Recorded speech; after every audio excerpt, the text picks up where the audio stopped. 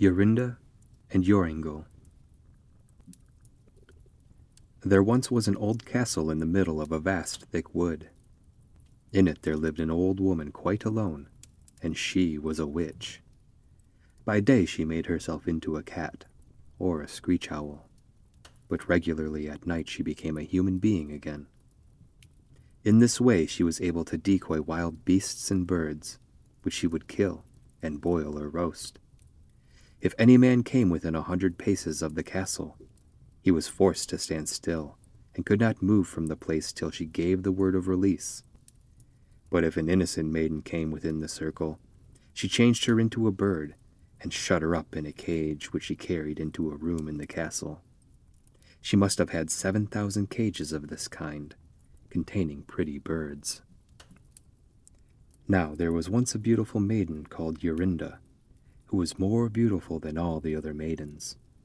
She had promised to marry a very handsome youth named Joringel, and it was in the first days of their courtship, when they took the greatest joy in being alone together, that one day they wandered out into the forest. "Take care," said Joringel. "Don't let us get too near the castle." It was a lovely evening. The sunshine glanced between the tree trunks of the dark greenwood, while the turtle doves sang plaintively in the old beech trees. Yet Jorinda sat down in the sunshine, and could not help weeping and bewailing, while Joringel, too, soon became just as mournful. They both felt as miserable as if they had been going to die. Gazing round them, they found they had lost their way, and did not know how they should find the path home. Half the sun still appeared above the mountain, half had sunk below. Joringel peered out into the bushes and saw the old walls of the castle quite close to them. He was so terror-struck, and became pale as death. Jorinda was singing. "My birdie with its ring so red, sings sorrow, sorrow, sorrow. My love will mourn when I am dead. Tomorrow, Yuk, yuk." Joringel looked at her, but she was changed into a nightingale who sang, "Yug, yug." A screech owl with glowing eyes flew 3 times round her, and cried 3 times, "Shoo, hoo, hoo." Joringel could not stir. He stood like a stone without being able to speak, or cry, or move hand or foot. The sun had now set.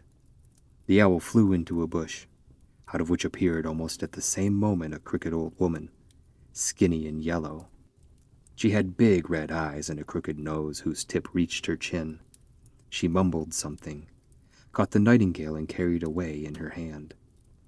Joringel could not say a word nor move from the spot, and the nightingale was gone. At last the old woman came back and said in a droning voice, "Greeting to thee, Zachiel. When the moon shines upon the cage, unloose the captive, Zachiel." Then Joringel was free. He fell on his knees before the witch and implored her to give back his Jorinda. But she said he would never have her again and went away. He pleaded, he wept, he lamented, but all in vain. "Alas, what is to become of me?" said Joringel. At last he went away, and arrived at a strange village, where he spent a long time as a shepherd. He often wandered round about the castle, but did not go too near it. At last he dreamt one night that he found a blood-red flower, in the midst of which was a beautiful large pearl. He plucked the flower, and took it to the castle. Whatever he touched with it was made free of enchantment. He dreamt, too, that by this means he had found his Jorinda again. In the morning when he awoke he began to search, over hill and dale, in the hope of finding a flower like this.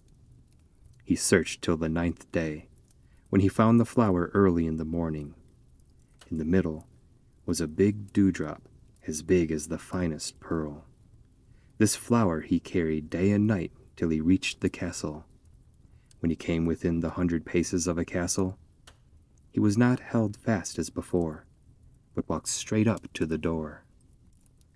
Joringel was filled with joy, He touched the door with the flower and it flew open. He went in through the court and listened for the sound of birds. He went on and found the hall, where the witch was feeding the birds in the 7,000 cages. When she saw Joringel, she was angry, very angry, scolded, and spat poison and gall at him. He paid no attention to her, but turned away and searched among the bird cages. Yes, but there were many hundred nightingales. How was he to find his Jorinda? While he was looking about in this way, he noticed that the old woman was secretly removing a cage with a bird inside, and was making for the door. He sprang swiftly toward her, touched the cage and the witch with the flower, and then she no longer had the power to exercise her spells. Jorinda stood there, as beautiful as before, and threw her arms round Joringel's neck. After that he changed all the other birds back into maidens again, and went home with Jorinda, and they lived long and happily together.